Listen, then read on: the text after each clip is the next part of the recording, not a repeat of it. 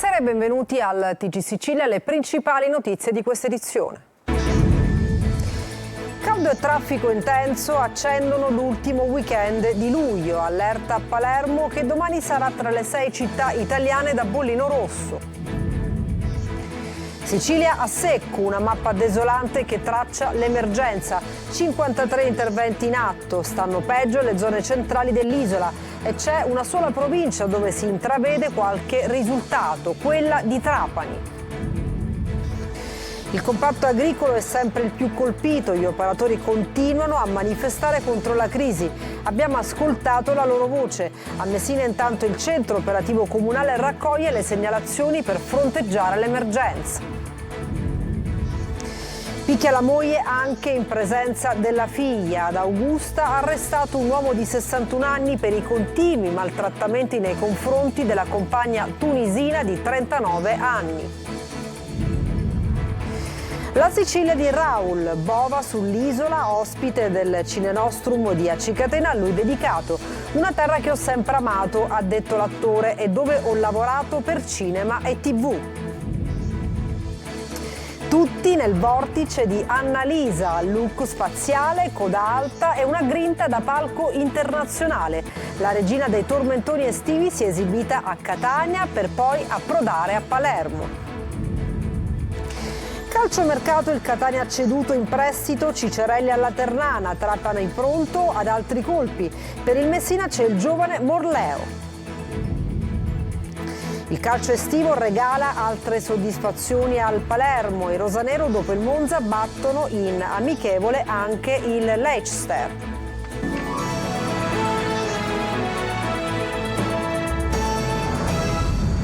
Bentrovati al TG Sicilia, weekend di esodo e controesodo con grande caldo e traffico intenso. Allerta a Palermo che domani sarà tra le 6 città italiane da bollino rosso per le alte temperature. L'ANAS sospende il 70% dei cantieri sul territorio italiano. Eva Spampinato. Un doppio bollino rosso quello che accompagnerà l'ultimo weekend di luglio in Sicilia, con le strade assediate dal traffico da esodo e le temperature che toccheranno picchi di 40 gradi. Il bollettino delle ondate di calore del Ministero della Salute indica il bollino rosso in 6 città italiane, tra queste c'è Palermo. Alte temperature associate ad altissimo tasso di umidità. Sul fronte viario, a penalizzare la viabilità di questo primo weekend di esodo estivo, c'è anche il rientro dei vacanzieri partiti a luglio. Per questo l'ANAS ha potenziato il personale sulle strade, disponendo la sospensione di 906 cantieri lungo tutta la rete stradale italiana. In Sicilia sono 55 i cantieri che resteranno operativi, se consideriamo anche le strade statali. Sulla rete autostradale gestita da ANAS invece 35 fra cantieri e deviazioni, 15 soltanto nella martoriata A19 Palermo-Catania. Per quanto riguarda i tratti gestiti dal Consorzio Autostrade Siciliane, è stato deciso di chiudere tutti quelli possibili. Sono 3 quelli rimasti aperti sulla A20 Messina, tra Cefalù e Buonfornello, che dovrebbe comunque chiudere entro i primi di agosto, uno a Rometta e l'altro a Milazzo. Sulla A18, la Messina-Catania, rimane aperto il cantiere di Ali Terme con doppio senso di marcia nella carreggiata lato Monte. Poi sono previsti altri lavori, quelli legati alla pulizia del verde, necessari per la prevenzione incendi. Nel weekend c'è il divieto di transito dei veicoli pesanti. Continua la grande sete in Sicilia, situazione critica nelle province centrali dell'isola. A Palermo il razionamento per il momento è evitato, 53 gli interventi previsti nel piano della protezione civile. Il servizio di Manlio Viola. 53 interventi in piedi, la carta dei dissalatori come Jolly, i pozzi che i comuni devono trovare quanto prima e il piano della protezione civile regionale per il quale la stessa regione chiede aiuto e collaborazione ai comuni additati nei giorni scorsi soprattutto da Roma come gli enti in eterno ritardo. Si cercano soluzioni rapide con cantieri già aperti per reperire 1300 litri al secondo di acqua e tempi invece troppo lunghi, mesi o anche un anno, addirittura un anno e mezzo per i dissalatori. Sul tavolo sono stati messi promessi subito 20 milioni, si stanno già spendendo, ma ci sono altri soldi per altri interventi stanziati in arrivo. 28 milioni sono stati messi sul campo dalla Regione, altri arrivano dalla Protezione Civile Nazionale.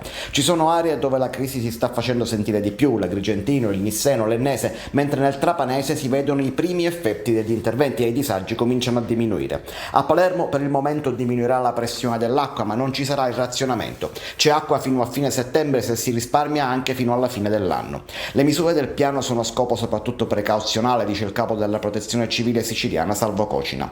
La turnazione è invece arrivata già pesantemente nella provincia di Agrigento, dove l'acqua può arrivare anche ogni 7 giorni. Sta male l'agricoltura, che oggi sopravvive grazie alle autobotti. La Regione ha finanziato la riparazione di alcuni mezzi, con circa 140 interventi in aiuto dei comuni. Adesso si prepara a rendere gratuita l'irrigazione d'emergenza del 2024. Insomma, gli agricoltori non dovranno pagare la bolletta dell'acqua.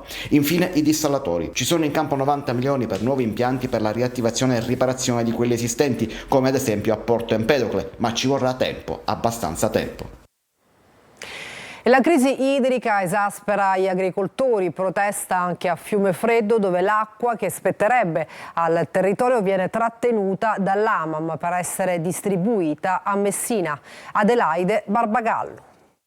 L'emergenza idrica in Sicilia rischia di innescare guerre tra territori e agricoltori di zone diverse. Questa regione è sempre un'emergenza, emergenza rifiuti, emergenza depuratori dell'acqua che non funziona e quindi inquinano le nostre cose. Non è possibile. Il presidente della regione si dia mano, con questi dirigenti, con questi assessorati, di farlo funzionare, di ispezionare, di lavorare bene. A Fiumefreddo di Sicilia la protesta degli agricoltori, nelle cui campagne assieme a quelle di Mascali e Calatabiano l'acqua viene prelevata e poi distribuita dall'AMAM di Messina attraverso la società Bufardo e Torrerossa, che si è vista ridotta la quantità affinché ne venga data di più alla città dello Stretto. L'AMAM che distribuisce anche l'acqua potabile nella città di Messina ci deve una portata di 730 litri da convenzione e non ci sta dando questa quantità. A tutto ciò si aggiunge la pessima condizione delle condutture. 30 anni fa si è deciso di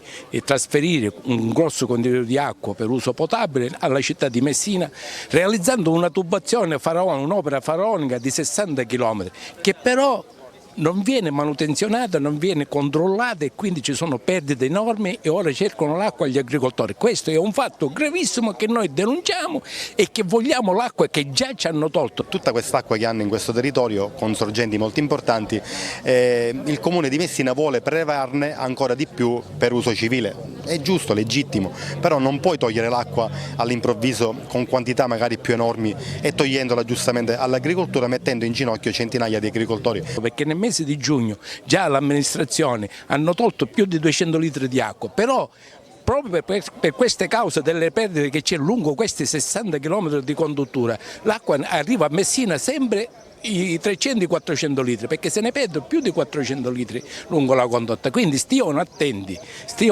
di manutenzionare e di non prendere provvedimenti seri, perché noi non ci fermiamo. E siamo andati al centro operativo comunale di Messina, dove si raccolgono le segnalazioni e si gestisce l'invio di autobotti per fronteggiare l'emergenza idrica. Ieri sono arrivate 230 telefonate anche di cittadini esasperati. Il servizio di Francesco Triolo. La disperazione passa da queste linee del telefono. Al tavolo del centro operativo comunale, il COC, ormai famoso a Messina per tutte le emergenze, ci sono una quindicina di persone che raccolgono il grido d'aiuto dei cittadini messinesi rimasti senza acqua, qualcuno anche da giorni. Qui arrivano centinaia di richieste, ieri 230, oggi erano già un centinaio a metà mattinata.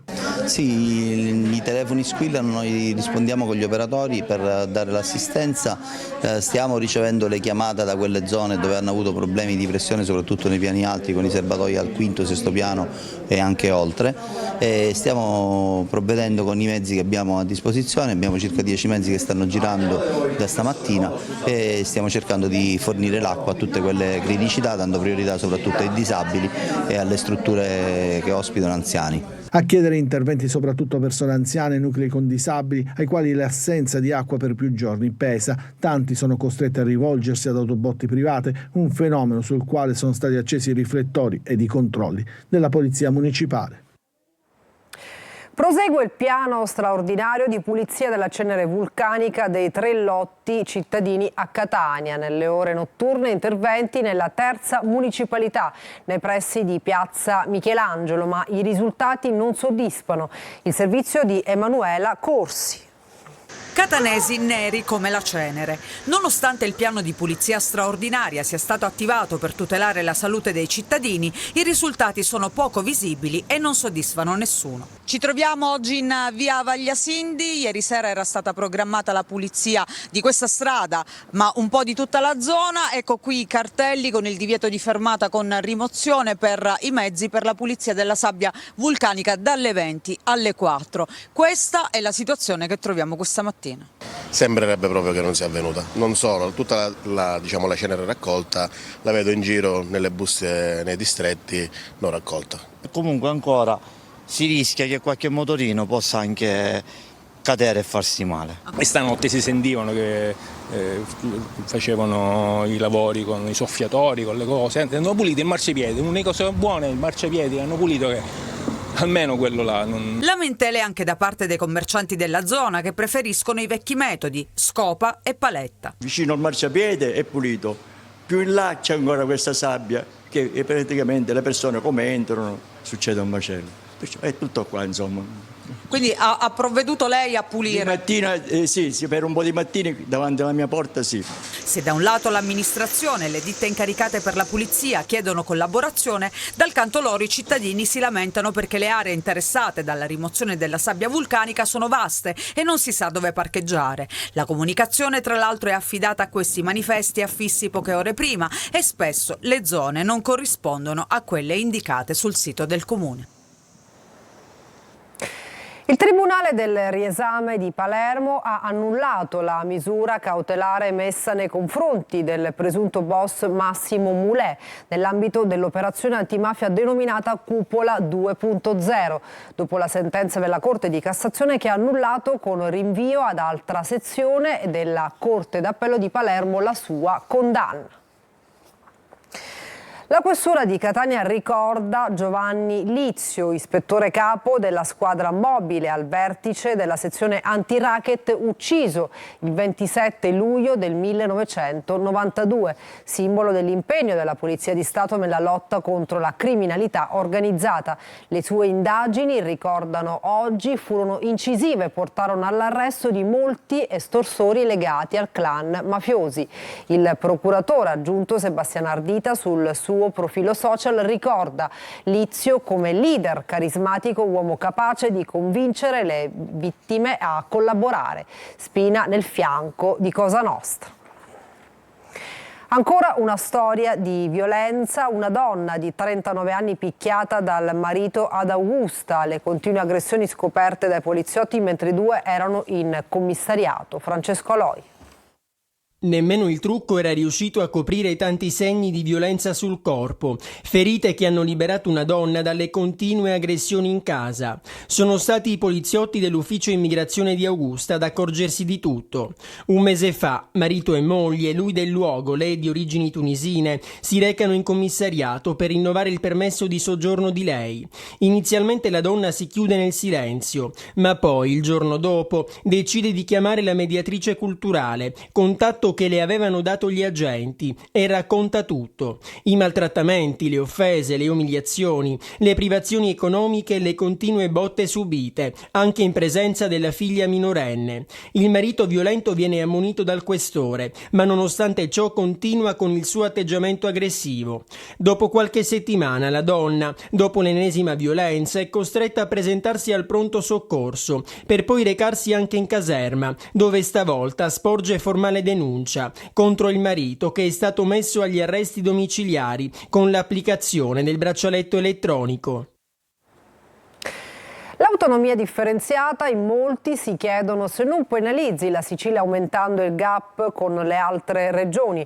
Lo abbiamo chiesto direttamente a due noti professori di economia che hanno organizzato un incontro sul tema a Palermo. Ce ne parla Marco Gullà.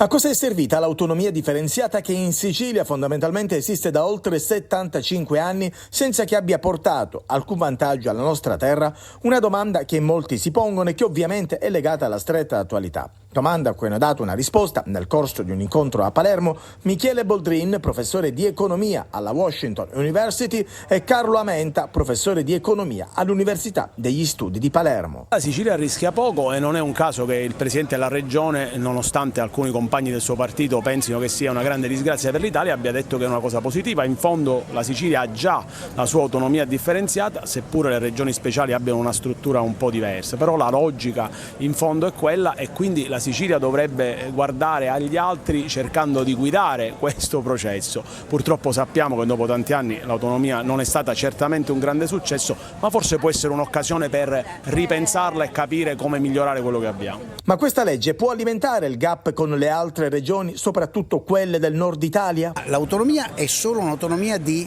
gestione delle risorse che fondamentalmente rimangono inalterate, quindi non è che all'improvviso qualcuno riceve di più di quello che riceveva prima e qualcuno riceve di meno.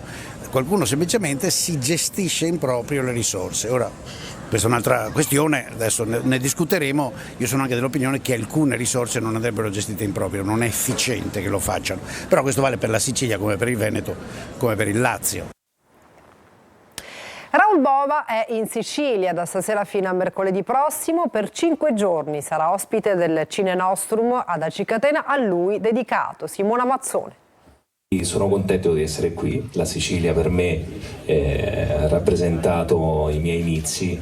Ho lavorato moltissimo qui sia con la televisione che con il cinema.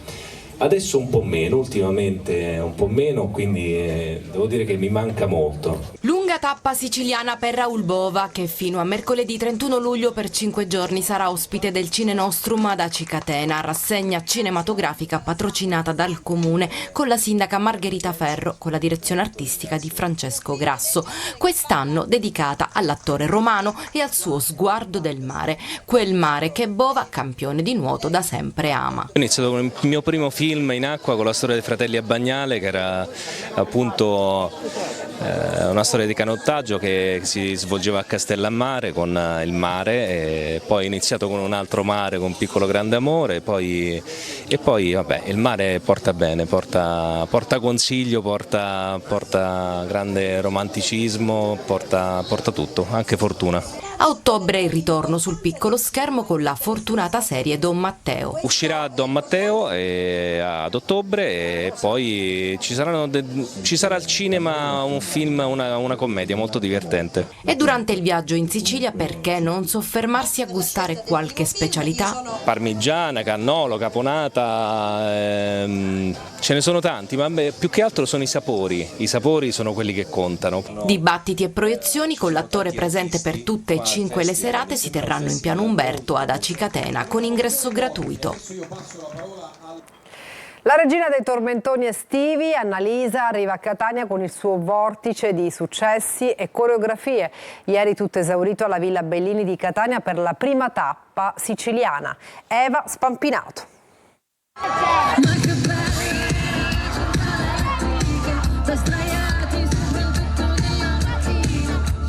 Vortice di Annalisa, look spaziale, coda alta e una grinta da palco internazionale. La cantante, più amata da grandi e piccini, regina dei tormentoni estivi e non solo, ha riempito la Villa Bellini di Catania ieri sera per la prima tappa siciliana del suo tour estivo.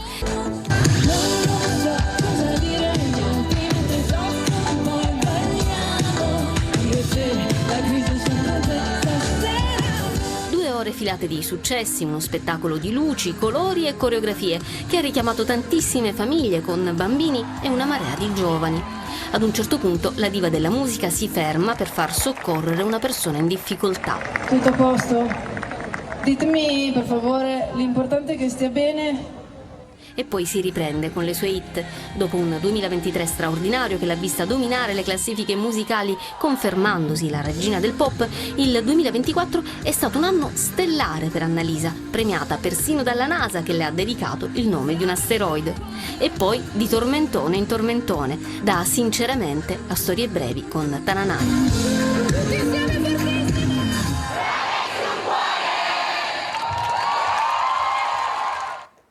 E adesso una pausa, tra poco ci dedichiamo al calciomercato, non mancate.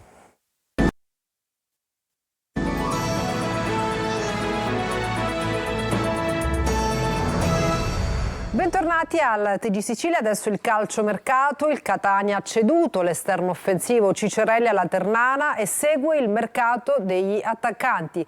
Trapani pronto ad altri colpi, per il Messina c'è il giovane Morleo. Sergio Colosi. Nuova uscita in casa Catania. Il club rossazzurro ha ceduto ufficialmente Emanuele Cicerelli alla Ternana in prestito, con obbligo di acquisizione a titolo definitivo al verificarsi di determinate condizioni in caso di promozione in B degli Umbri. Welbeck potrebbe accasarsi a Monopoli. Un altro con le valigie in mano è Ladinetti, seguito anche dal Pontedera. Obiettivo del Catania sfoltire l'organico per una questione numerica ed economica, così da presentare le offerte finali per Davide Merola e gli ultimi grandi colpi di mercato. Sempre per l'attacco piace Inglese, ma sembra un sogno proibito. Un altro nome caldo è quello di Gomez del Crotone. Interesse anche per la punta olandese Redan, di proprietà del Venezia. Per la difesa nuovi tentativi per Golemic, capitano del Vicenza, per nulla intenzionato a cederlo. Il terzino del Trapani Guerriero passa al Monterosi in D. Antonini piazzerà ancora 4-5 acquisti. Club Granata presente all'asta per Manuel Ricciardi. Sciotto attende la risposta ufficiale degli americani, quasi certamente negativa. Lo sa pure il Messina, che continua a tesserare under. Oggi Morleo, difensore di 19 anni, con un risultato del campo che senza novità appare scontato. Ottima uscita per il Palermo, e rosanero vincono in amichevole contro il Leicester. Decisivo il gol di Di Francesco, Brunori out per infortunio. Soddisfatto l'allenatore Dionisi. Marco Gullà. Un test impegnativo di grande valore vinto per 1-0 grazie al gol di Di Francesco. Il Palermo batte il Leicester 1-0 nell'amichevole giocata a Chesterfield e decide a questo gol dell'esterno rosanero nella ripresa. Nel primo tempo Di Francesco ha giocato da centravanti per l'assenza di Brunori, fermato da un risentimento muscolare dovuto ad affaticamento. Nella ripresa è entrato Henry e il gol è nato proprio sull'asse fra il francese e l'italiano, complice un errore difensivo. Qualche occasione anche per gli inglesi del Leicester, soprattutto nel primo tempo, ma il Palermo ha retto bene al cospetto di una squadra che giocherà in Premier League. Sono molto soddisfatto perché abbiamo dato continuità di compattezza, di squadra. Questa era la cosa più positiva da ricercare in queste amichevoli. Sapevamo del valore dell'avversario, ci ha messo in difficoltà, abbiamo saputo soffrire. I ragazzi sono stati premiati, poi il risultato vale quel che vale, non conta quasi niente. Però abbiamo convinto, questa è la cosa più importante. Mercato. Dalla Francia danno per ben avviata la trattativa per Strider Apua, esterno offensivo francese classe 2004 di proprietà del Nantes. Il Palermo aveva offerto una cifra di circa 2 milioni di euro per l'acquisto a titolo definitivo. L'accordo potrebbe essere raggiunto nel breve periodo, anche perché sul giocatore si registra l'interesse del Venezia. Il club rosanero è però in vantaggio sulle concorrenti. E per questa edizione del TG Sicilia ci fermiamo, grazie per averci seguito e buona serata.